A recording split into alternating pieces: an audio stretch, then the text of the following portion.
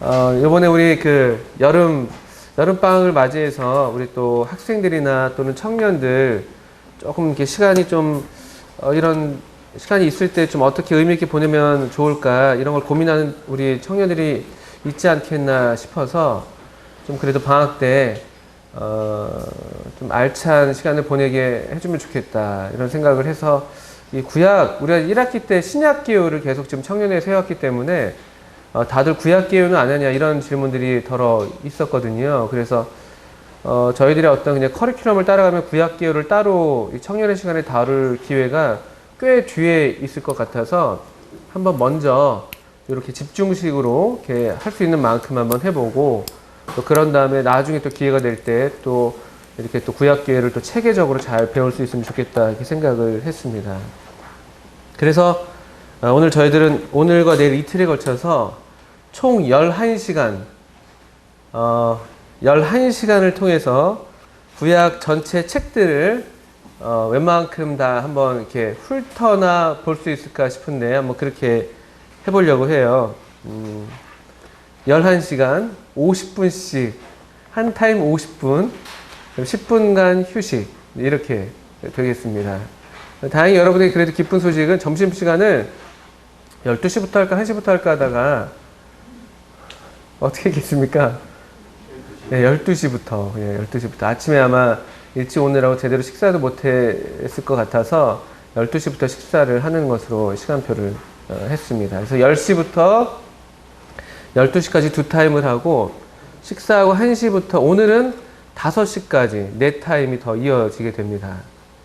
그리고 내일 역시 10시부터 또 똑같은 시간표를 가지만 내일은 3시까지 같이 공부하는 시간이 마치고 3시부터 4시 마지막 1시간에 함께 정리하는, 퀴즈도 같이 하고 또 시상도 하는 그런 시간으로 준비가 되어 있습니다. 총 그래서 함께 이 공부하는 시간이 이래저래 다 하면은 11시간 이렇게 되겠습니다. 괜찮으시겠습니까? 예. 그리고 주로 아무래도 이 개요다 보니까 가급적 여러 가지 다양한 자료를 사용하고 다양한 뭐 방법을 이용하면 좋지만, 그래도 어쨌든 개요이기 때문에 주로 이렇게 앞에서 좀 일러드리는, 여러분 나눠드린 이 교재안을 중심으로 해서 간단하게 설명을 드리는 그런 방식으로 진행이 될 것 같아요. 모르겠습니다. 저는 그렇습니다. 그리고 참 오늘 이제 이번에 11시간 같이 이제 함께 공부할 때 제가 얼마간 이제 맡아서 좀 같이 여러분과 함께 구약 개요 공부를 하고, 또 우리 허성훈 선생님께서 또 얼마간 맡아서 이렇게 둘이 이렇게 나눠서 함께 구약 개요 공부를 진행하기로 했습니다. 따로 뭐 그룹 교재 시간 이런 것은 없습니다. 뭐 기도회 시간 이런 거 없고 교재 시간 없기 때문에 여러분들이 짬짬이 또 이렇게 교재 나누시고, 또 뭐 이따가 다 끝나고 저녁 시간을 또 활용해서 또 함께 또 좋은 시간을 보내셔도 좋을 것 같고요. 그렇게 하겠습니다. 저희들 나눠드린 교재안을 보시면은 요번에 제목을 좀 문학적으로 구약의 숲을 거닐다 정도로, 거닐다가 굉장히 가볍고 경쾌한 느낌이에요. 막 등산하고 막 오르고 막 암벽 등반 이런 게 아니라 어려운 거 막 공부하고 이런 게 아니라 가볍게 그냥 산책 정도 하는, 구약이 좀 이렇게 워낙에 방대한, 우리가 어떤 좀 숲처럼 느껴지는 그런 책인데, 그런 숲을 그냥 잠깐 발을 디뎠다가 한 바퀴 쭉 돌아보고 그냥 이렇게 생겼나 보다, 이렇게 아시는 정도의 이제 공부가 되겠습니다. 나중에 이게 숲을 거니시다가 나는 여기 특별히, 왜 우리 산에 가면은 좀 오르다가 마음에 드는 데 있으면 이제 돗자리 깔고 앉아서 이제 밥도 먹고 또 쉬었다 가고 이렇게 하잖아요. 여러분들도 한번 보시다가 나는 이 책이 좀 유난히 이번에 내 마음이 좀 와닿는다, 이런 책이 혹시 있으시면은 그런 책을 좀 나중에 또 여러분들 오늘 뭐 저녁이라든가 여러분들이 한번 또 다시 또 정독하시면서 또 이렇게 알려드린 개요를 따라서 한번 잘 이렇게 또 공부해 보시면은 그렇게 하시면 또 좋은 책별 공부가 되는 것입니다. 누가복음 24장 27절 말씀을 적어 드렸습니다. 한번 같이 읽어볼까요? 자, 누가복음 24장 27절 교재 맨 앞에 이렇게 되어 있습니다. 시작. 이에 모세와 모든 선지자의 글로 시작하여 모든 성경에 쓴 바 자기에 관한 것을 자세히 설명하시니라. 누가복음 24장 27절 말씀입니다. 부활하신 주님께서 엠마오로 가던 두 제자에게 나타나셔서 저들에게 바로 이런 일을 하셨습니다. 여기 근데 보시면은 모세와 모든 선지자의 글, 구약 성경, 또 여기 글로 시작하여 모든 성경에 쓴 바라고 할 때 우리 주님께서 읽으시고 우리 주님께서 또 이 뭐랄까요 순종하시고 또 가르치셨던 성경이 바로 이 구약 성경이었어요. 우리 구약 성경은 주님께서 이렇게 하셨던 것처럼 구약 성경 안에 우리 주님 자기에 관한 것이라고 되어 있는데 우리 주님에 관한 것을 우리가 배울 수가 있도록 그렇게 되어 있는 책입니다. 부활하신 주님께서 이 제자들에게 구약 성경을 사용하셨다는 것이 대단히 중요합니다. 물론 오늘날 우리는 신약 성경까지 갖고 있기 때문에 더 이렇게 확실한 계시를 우리가 이제 얻고 있습니다만 주님께서 여전히 주님 자신이 이 땅에 계실 때에도 여전히 구약 성경의 권위를 인정하시고 구약 성경에 순종하시고 구약 성경에서 이 하나님의 뜻을 발견하시고 또 그것을 가르치셨다는 것은 오늘날 그래서 우리들에게도 마찬가지로 부활하신 주님과 함께 동행하는 우리들에게도 이 구약 성경을 읽어야 되는 중요한 이유가 되고 또 동기가 될 수가 있어요. 그래서 여러분들 구약 성경을 소홀히 하시면 안 됩니다. 아무래도 한번 좀 여쭤볼게요. 구약 성경 이 읽기가 나으세요? 신약 성경 읽기가 나으세요? 네, 막 웃으시는데요, 우리 형제님? 네, 왜 이렇게 웃으시는지 모르겠는데. 아무래도 신약 성경이 좀 더 읽기가 나으신가? 왜 구약 성경은 신약 성경만 못하게 좀 그런가요? 왜 그러시죠? 그럼 여러분들이 구약 성경을 읽으면서 좀 구약 성경은 나랑 좀 안 맞나 보다. 이런 느낌을 가지셨을 때가 있었을 텐데, 왜 그러셨습니까? 어떤 책에서?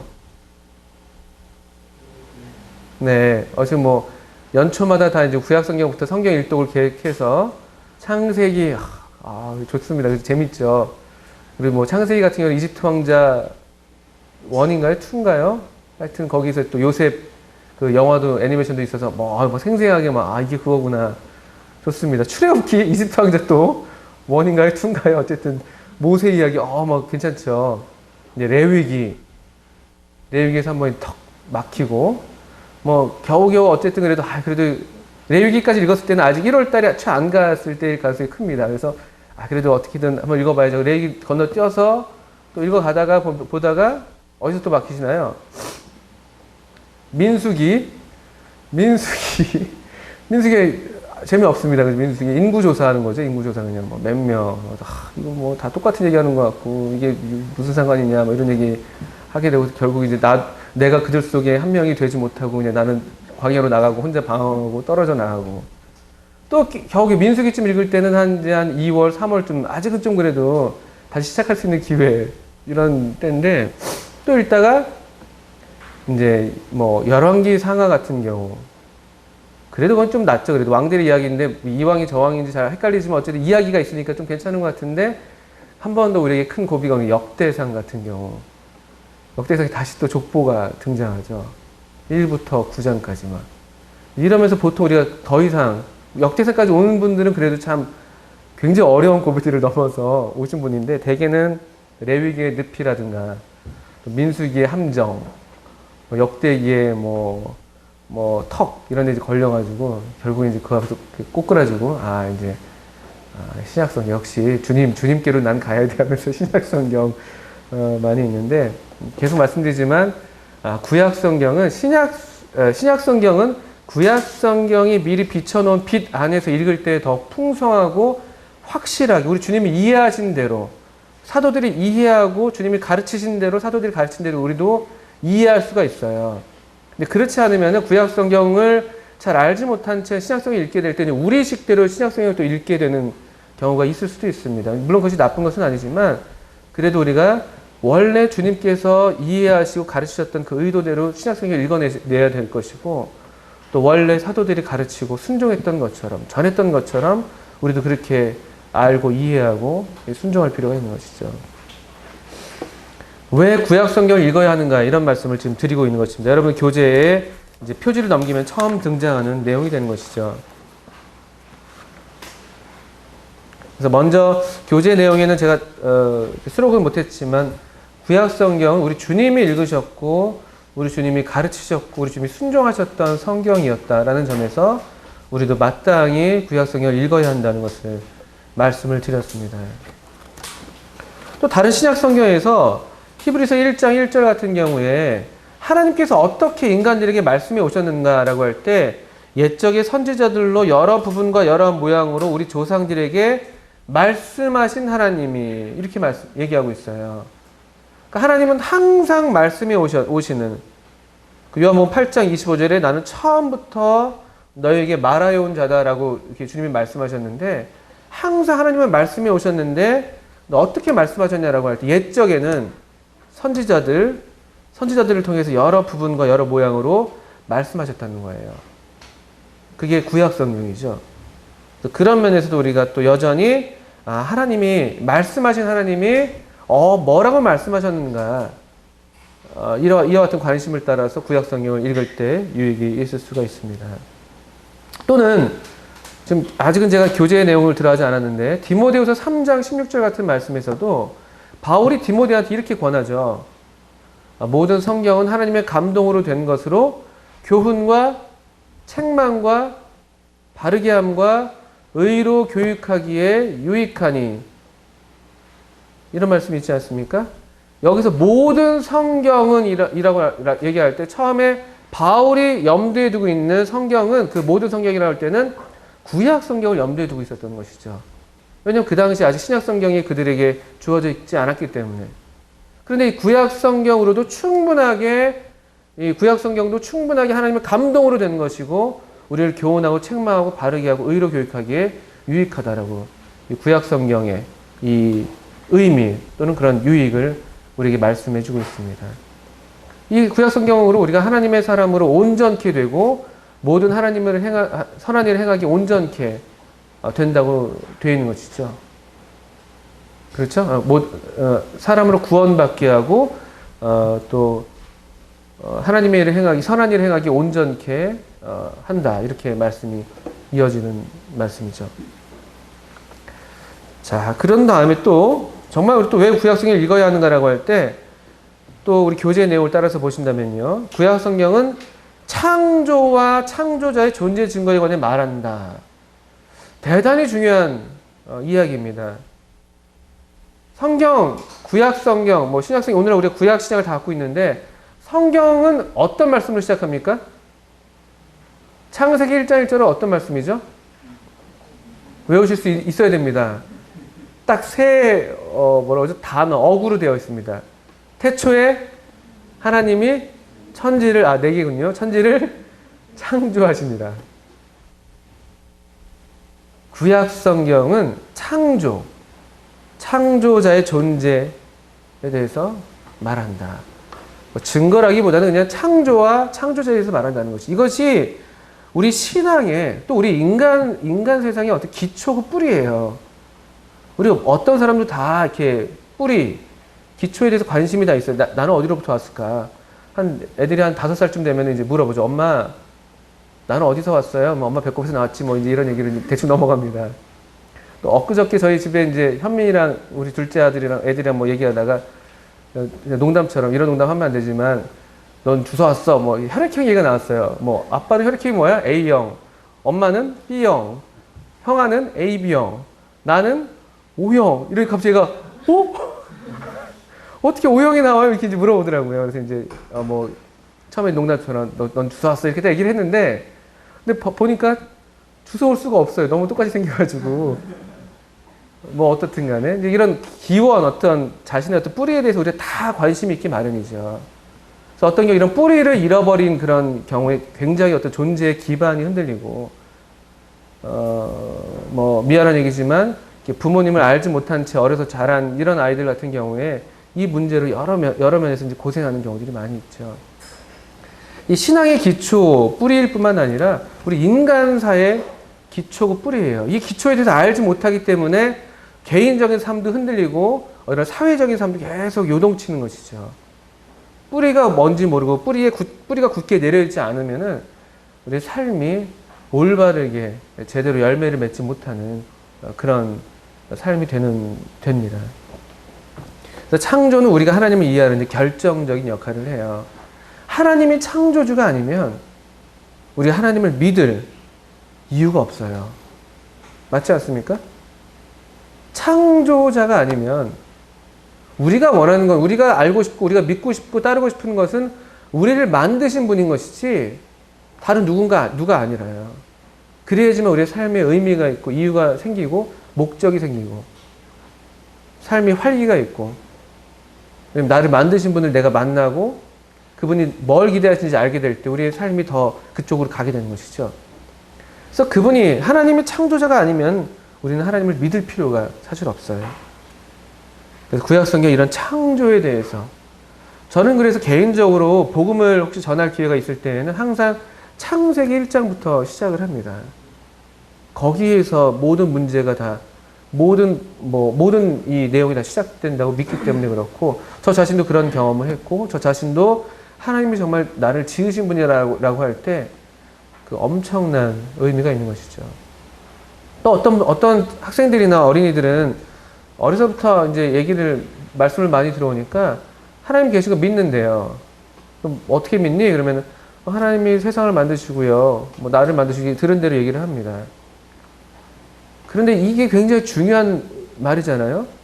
정말 하나님이 나를 만드셨다면, 정말 하나님이 세상을 만드셨다면, 정말 그런 하나님을 믿는다면요, 이 세상이나 또 우리 자신이나 우리가 우리 마음대로 살 수가 없는 것이에요. 만드신 분이 계시면은 이 만들어진 것들은 만드신 분의 이 목적을 따라서 이렇게 살아야지만이 올바른 삶이 되는 것이죠. 그런 면에서 이 구약 성경, 또 특히 창세기는 여러 면에서 우리의 기초가 되고 기반이 됩니다. 계속 창세기로 돌아가세요. 계속. 두 번째, 구약 성경은 또한 공의에 관해서 말한다. 그렇기 때문에 성경을 읽어야 한다고 했습니다. 그러니까 구약 성경을 읽을 때 우리가 하나님의 공의에 대해서 배우게 된다는 것이죠.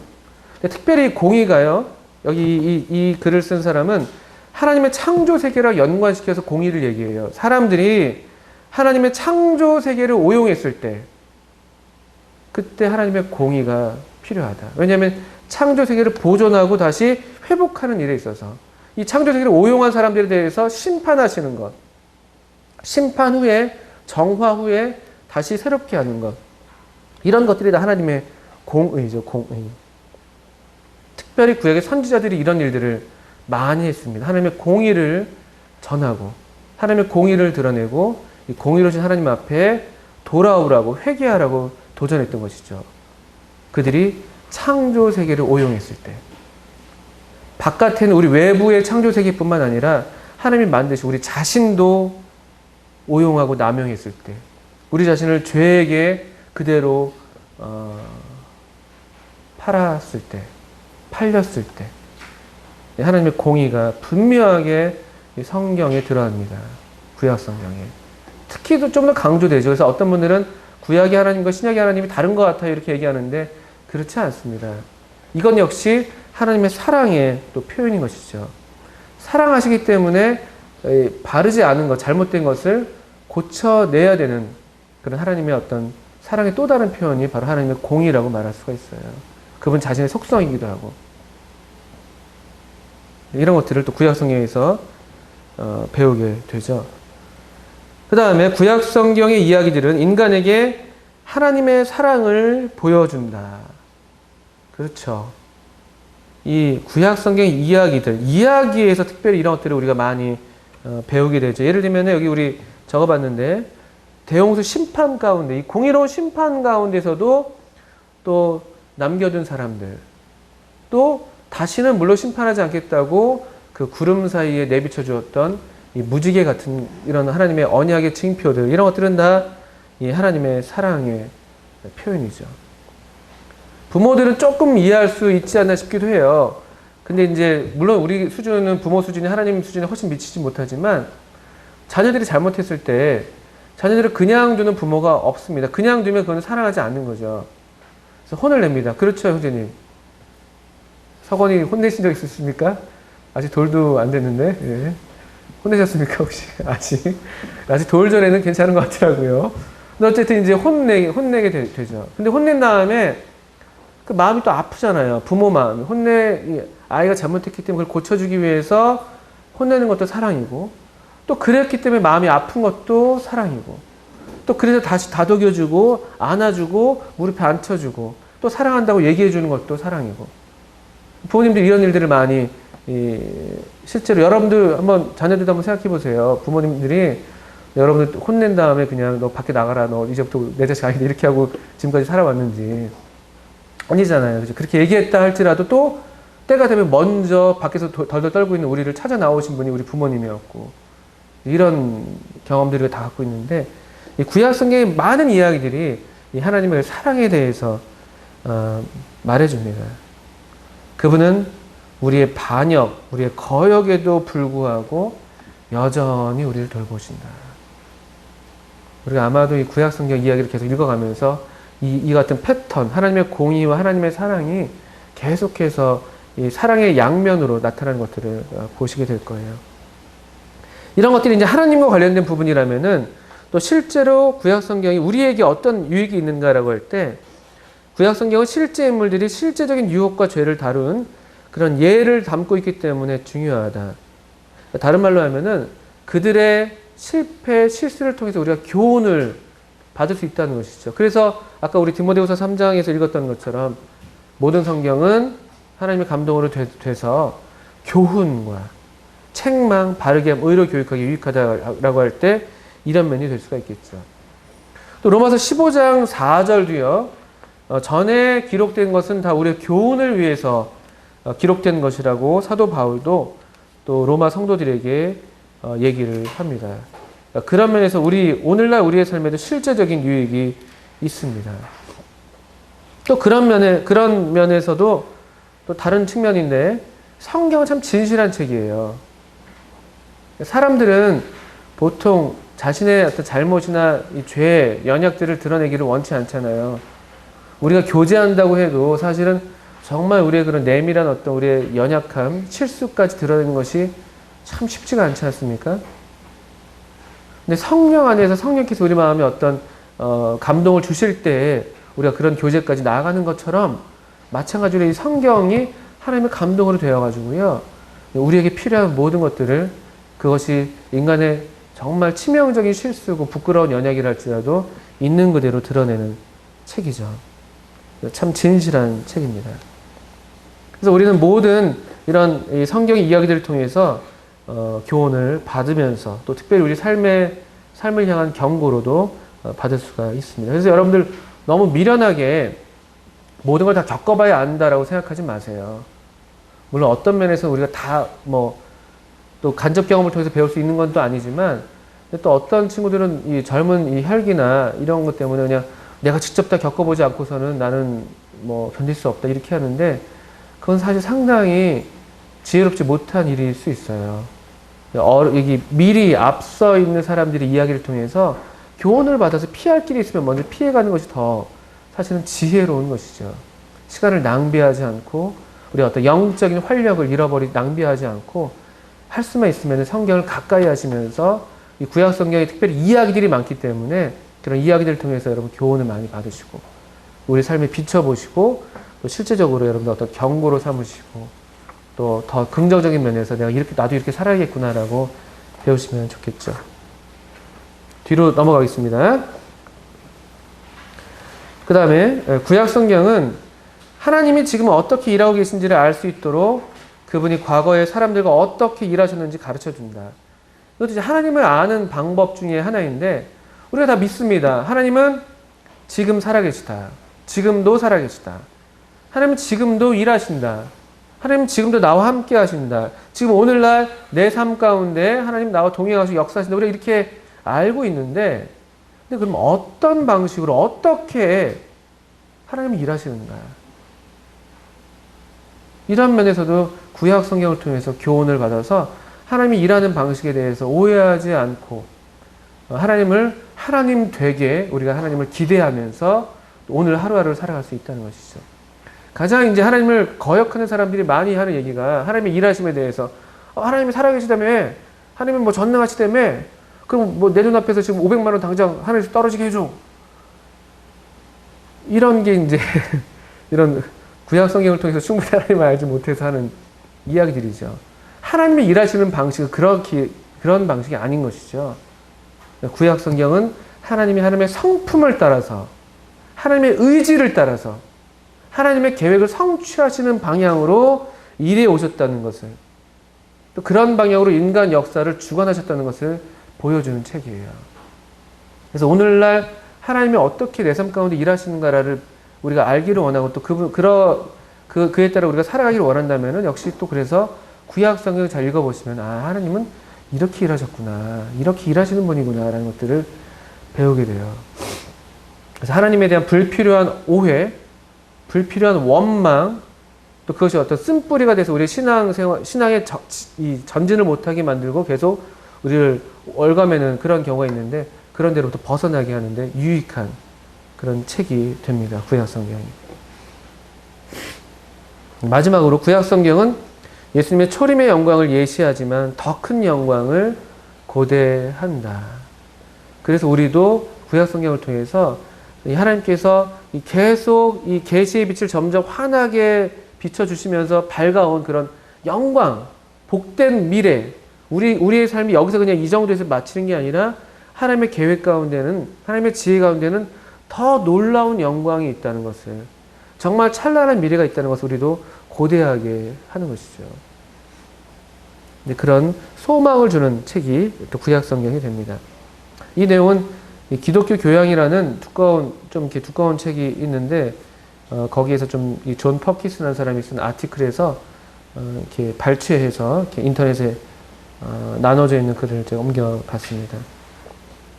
그래서 구약 성경을 읽으십시오. 하루에 이제 신약 성경과 구약 성경을 골고루 읽어 나가게 될 때 우리 신앙이 또 굉장히 균형 잡히게 갈 수가 있어요. 그래서 맥체인 성경 읽기표가 그런 성경 읽기 방식을 택하고 있었죠. 구약과 신약이 같이 가는 그런 성경 읽기 방식입니다. 자, 그러면 이제 이 시간에는요, 또 남은 시간은 구약 성경을 한눈에 이제 바라보는 그런 큰 그림을 이제 먼저 좀 제시해 드리겠습니다. 자, 우리 구약 성경의 구성인데요. 2쪽과 3쪽에 여러분들 펼쳐져 있으니까 먼저 로마 숫자 1, 로마 숫자 2, 로마 숫자 3 있는 것을 보실 수가 있습니다. 3, 4, 5까지 있습니다. 4쪽까지 보시면요. 로마 숫자 1은 모세오경. 구약 성경은 모세오경이라는 부분이 있습니다. 로마 숫자 2, 3쪽인데요. 그 다음에 역사서라고 불리는 그런 부분이 있습니다. 그 다음에 로마 숫자 3인데요.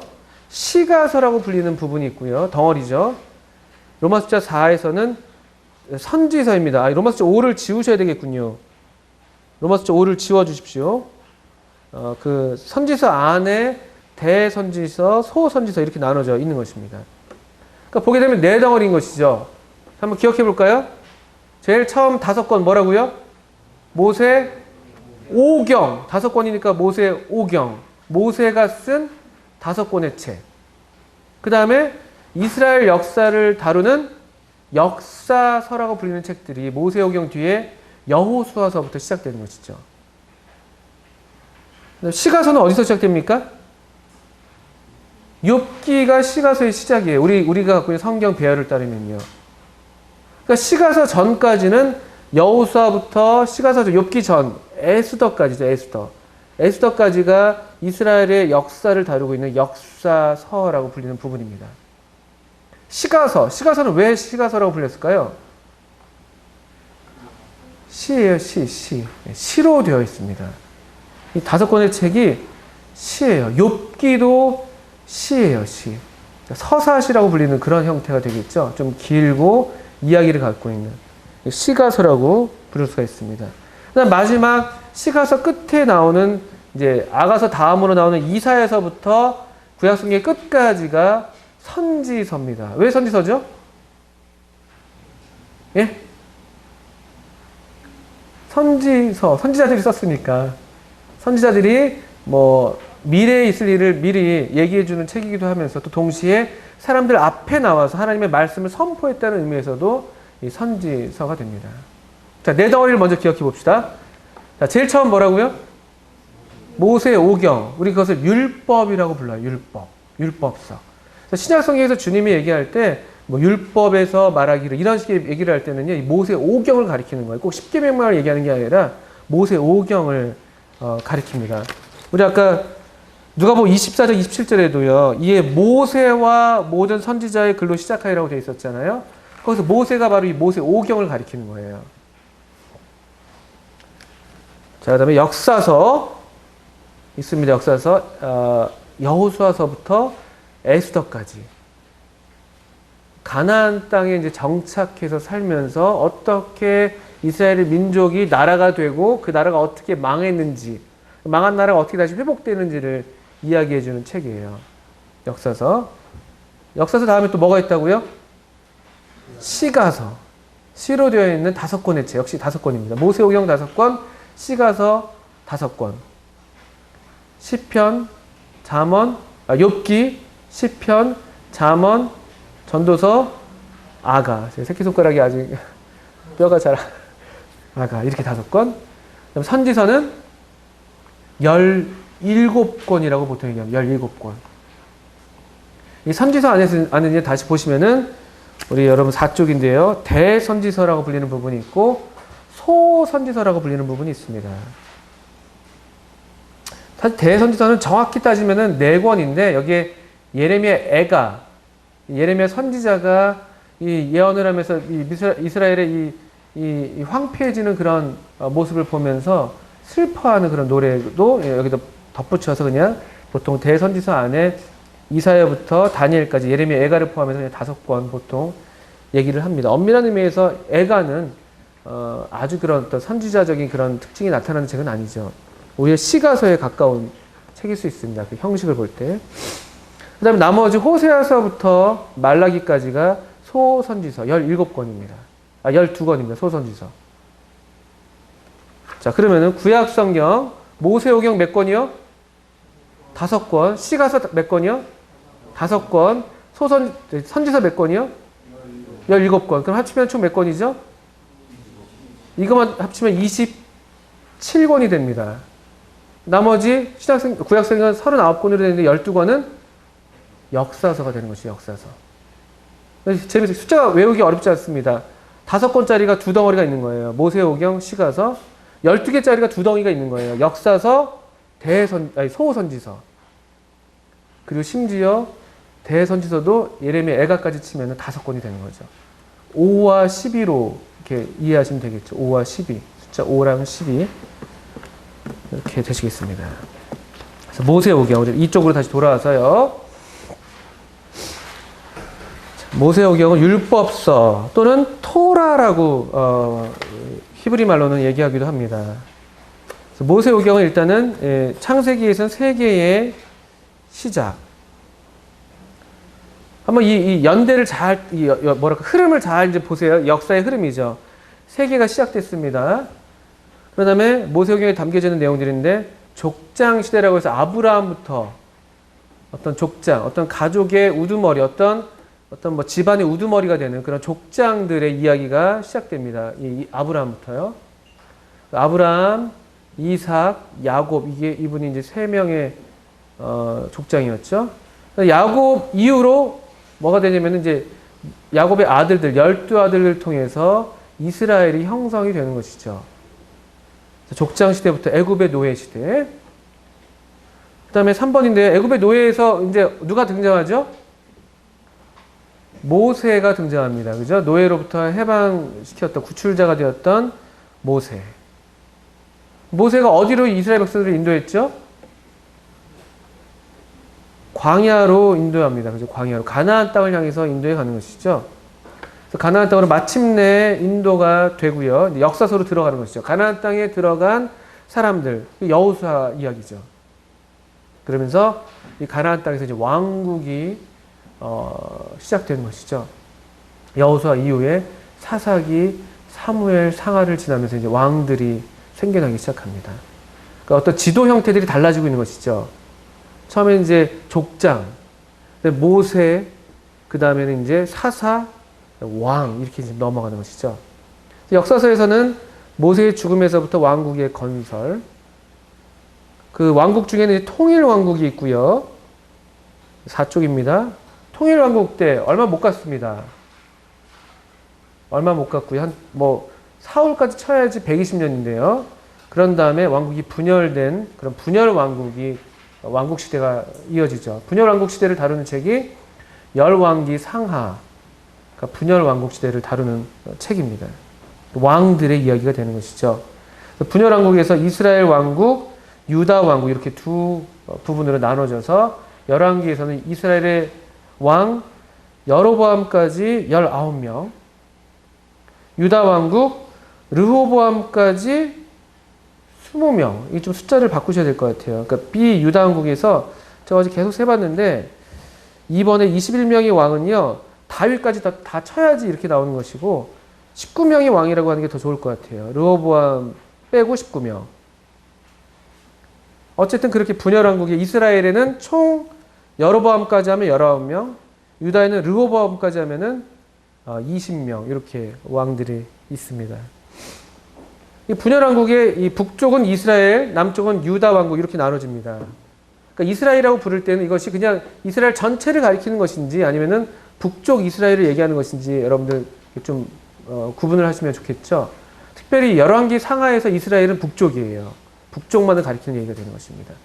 열왕기 상하 또는 역대기 상하에서 유다라고 할 때는 이 남쪽 유다 왕국을 가리키는 것이죠. 그 다음에 분열 왕국에서 기억해야 될 숫자가 있습니다. 이스라엘 왕국의 3번. 아수르와 전쟁 언제 멸망했다고요? BC 722년. 이런 거 좀 외워두세요. 오늘 무슨 날이라고요? 오늘은? 광복은 언제 했습니까? 예? 45년 외우고 있잖아요. 그죠? 그런 것처럼. 언제 우리 한일합방이 됐었죠? 외우고 있죠? 1910년, 그죠? 10년. 우리가 연도를 외우는 거죠. 6.25는 언제요? 50년. 이런 것처럼 마치 이스라엘에게는 이 연도는 잊지 못할 연도가 되는 것이죠. BC 722년에 북이스라엘 왕국은 아수르에 의해서 멸망당합니다. 그 다음에 또 기억해야 될 것, 남유다 왕국. 언제요? BC 586년. 이거 좀 알아두시면 좋아요. 그냥, 옛날에 이스라엘이 멸망했대. 이거랑 BC 722년에 이스라엘이 멸망했지. 이거랑은 달라요. 뭔가 좀 다릅니다. 좀 외우시면은, 그래도 뭔가 좀 아는구나. 이런 느낌이 들 수가 있어요. 어쨌든 그 역사의 흐름을 좀 아시면 좋습니다. 그래서 이스라엘이 먼저 멸망했고요. 그 다음에 유다가 좀 더 있다가 바벨론에 당합니다. 우리 17명의 선지서가 있었는데 17명의 선지서 중에서 11권이 이 시기에 해당돼요. 이 분열 왕국 시대.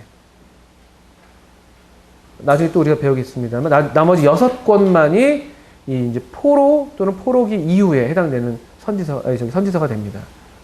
이제 그걸 또 배치하겠습니다. 그 다음에 이렇게 BC 586년에 예루살렘까지 다 멸망당하면서 70년간 바벨론 포로로 끌려가죠. 그런 다음에 포로에서 귀환되는 시대가 70년이 끝난 다음에 있습니다. 에스라랑 느헤미야서가 그걸 다루고 있고요.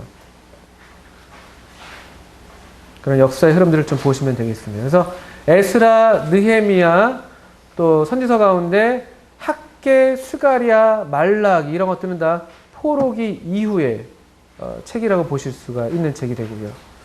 옆에 그 제목 옆에 이제 괄호 안에 그런 책들을 적어 놓은 것이 바로 그 해당되는 그 기간에 해당되는 그런 책들입니다. 이렇게 대략적 역사서니까 역사의 흐름을 잡아두시면 좋죠. 우리나라 삼국시대 고려시대 이렇게 오는 걸 우리가 알고 있는 것처럼 이렇게 왔지라고 대강적으로 일단 알아두시고요. 그 다음에 이 시가서 같은 경우, 이 시가서는 다 이 왕국 시대에 통일왕국이나 주로 통일왕국 시대에 시대를 배경으로 한 책이고요. 욥기만이 이 족장 시대, 창세기 시대를 배경한 책이라고 보통 이해를 합니다. 시가서의 내용들, 고난, 욥기, 고난, 시편, 시편은 정말 특별히 뭐 찬송시, 찬송시만 있는 건 아니지만 잠언 흥미롭습니다. 지혜자의 어록이라고 소제목을 붙여놨습니다. 어록이에요, 어록.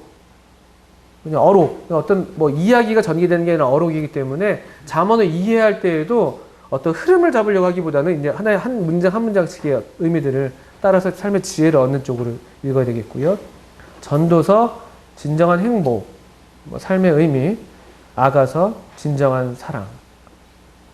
이렇게 제목을 붙여봤습니다. 대선지서 5, 예레미야 애가까지 여러분 B에다가 플러스 예레미야 애가 이렇게 써주셔도 좋을 것 같아요. 예레미야 애가는 지금 어디에도 위치가 안 되어 있거든요. 아예 이름이 들어가 있지 않는데 여기 B에다가 별책부록처럼 예레미야 애가가 있다는 것도 기억해 두시고요. C에 에스겔, 대선지서, 이사야, 예레미야, 에스겔, 다니엘 이렇게 되어 있는데 에스겔에서 개인 책임의 예언서라고 되어 있는데 그것보다는 좀 바꿔서 하나님 영광의 예언서라고 해도 좋을 것 같아요. 하나님 영광의 예언서. 대선지서는 왜 대선지서냐? 왜죠? 더 위대한 선지자였습니까? 그게 아니라 그냥 분량이 길어요. 양이 많다. 양이 많다. 대선지서.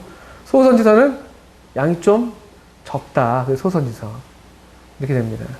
대선지서 좀 부담되죠. 그래서 다니엘 같은 경우는 좀 짧지만 그 예언이 다루고 있는 범위가 워낙에 방대하기 때문에 대선지서로 분류가 된 것으로 보통 이해를 합니다. 소선지서, 이스라엘 왕국과 관련된 예언서 3권, 호세아, 아모스, 요나. 유다 왕국과 관련된 예언서 6권, 요엘부터 스바냐. 그 다음에 포로기 이후에 페르시아 바사 시대 때 예언서 3권, 학개, 스가랴, 말라기. 이렇게 일단은 시대까지 이렇게 같이 분류해서 알고 있으면 좋겠죠. 그래서 여러분들 교재 몇 쪽입니까? 6쪽에 보시면요. 시대순으로 본 구약성경 요것만 얼른 보고 마치겠습니다. 모세오경까지도 일단 역사서안으로 포함해서 볼 때 역사의 이야기를 갖고 있으니까 모세오경이 일단 포함되어 있습니다. 레위기나 신명기는 그 사이사이에 껴 있는데 레위기나 신명기는 어떤 역사의 흐름을 담고 있지 않고 역사의 어떤 지점에서 필요를 따라서 기록된 책이라는 의미입니다. 이를테면 레위기는 출애굽 이후에 어떤 제사 규정집쯤 되겠죠. 신명기는 여호수아 직전에 모압 평야에서 모세가 행했던 설교를 모아놓은 설교집, 그러니까 역사의 흐름과는 무관한 어떤 그 지점에서 필요를 따라서 전해졌던 그런 메시지들입니다. 룻기가 사사기랑 같은 시대에 있다고 볼 수가 있고, 사무엘 하부터 열왕기 하의 내용을 역대 상하가 다루고 있다는 것. 그 다음에 에스라, 느헤미야가 또 마지막, 역사에서 느헤미야가 제일 마지막이라고 이해하시면 되겠고요. 욥기는 창세기에 위치되어 있죠. 체험서라고 되어 있는데 분류의 이름은 좀 무시하시고요. 일단 욥기는 창세기 쪽에 위치되어 있습니다. 시대적으로 볼 때. 시편, 아가서, 잠언, 전도서는 사무엘 하, 상, 열왕기 상쯤에 위치가 되어 있죠. 왕들이 썼으니까 다윗과 솔로몬과 또 등등 그 당시에 또 그 시인들이 썼던 책입니다. 그 다음에 예언서에서 많은 예언서들이 열왕기 상, 열왕기 하에 위치하고 있는 것을 여러분 보실 수가 있죠. 그죠? 그래서 이 오바댜서부터 하박국이라고 먼저 되어 있는데 이거는 그 시대순을 따라서 이렇게 순서를 다시 배열한 거예요. 선지서 중에서 오바댜서가 제일 먼저 쓰여진 선지서라고 보통 이해를 하고요. 이렇게 한번 연대순을 이렇게 좀 살펴보시면 좋겠습니다. 자, 대략적으로 그래서 이 시간에 구약이 왜 읽어야 되는지, 또 구약이 어떤 식으로 구성되어 있는지, 구약의 흐름은 어떻게 되는 것인지 대략적으로 살펴봤고요. 또 앞으로 이제 계속해서 이제 이런 흐름들을 염두에 두시고 또 계속 반복해 드릴 겁니다. 계속 이 표를 계속 볼 것이고요. 그러면서 이 그림을 머릿속에 크게 갖고 계시면 좋겠습니다. 마지막 도전. 창세기부터 말라기까지 목록을 다 외우십니까? 내일 이 목록을 다 외우는 분, 내일 그 마지막 정리하는 시간이 있는데 그때까지 다 외우는 분에게 소정의 선물을 드리겠습니다. 도전하십시오. 창세기. 그 뒤쪽에 선지서만 잘 정리하시면 돼요. 선지서만 잘. 대충 다 알고 있으니까. 두 번째 도전. 캠벨 몰간이라는 위대한 설교자가 강대상에서 우리 보통 성경 읽을 때 있잖아요. 이 설교자가 이렇게 성경 함께 읽겠습니다고 이제 읽을 때 그런 속도로 성경을 읽으면은 78시간이면 성경 전체를 다 읽을 수 있다고 했대요. 실제로 어떤 사람이 정말 해봤대요. 그렇게. 80시간 정도 걸린대요. 80시간. 실제로는. 80시간이면 하루에 1시간씩 읽는다고 치면은 80일이면 읽을 수 있습니다. 넉넉히 3달 잡아서 뭐 이래저래 빠지니까 1년 대충 이래저래 잡으면 한 1년에 4독은 성경 읽기가 가능하다는 산술적인 계산이 나옵니다. 또는 그 우리 연초에 박수영 선생님 오셔서 하루에 20장 성경 읽기 도전하셨잖아요. 그런 식으로 성경을 읽으면요 1년에 4독 가능합니다. 하루에 1시간만 투자한다면. 너무 어려우면 하루에 30분만 정말 제대로 읽는다고 하면요 1년에 2번은 읽을 수 있다는 거예요. 그러니까 우리가 한 번도 성경을 안 읽었다는 얘기는 우리가 얼마나 게을리게 살았냐 이거를 사실 보여주는 그 자랑할 만한 게 못 돼요. 아직까지 저 성경을 한 번도 못 읽어봤는데 이거는 앞으로 그렇게는 하지 맙시다. 그래서 도전합니다. 예, 일단 이 시간 여기까지 마치겠습니다. 잠깐 쉬셨다가 또 두 번째 시간을 시작하겠습니다.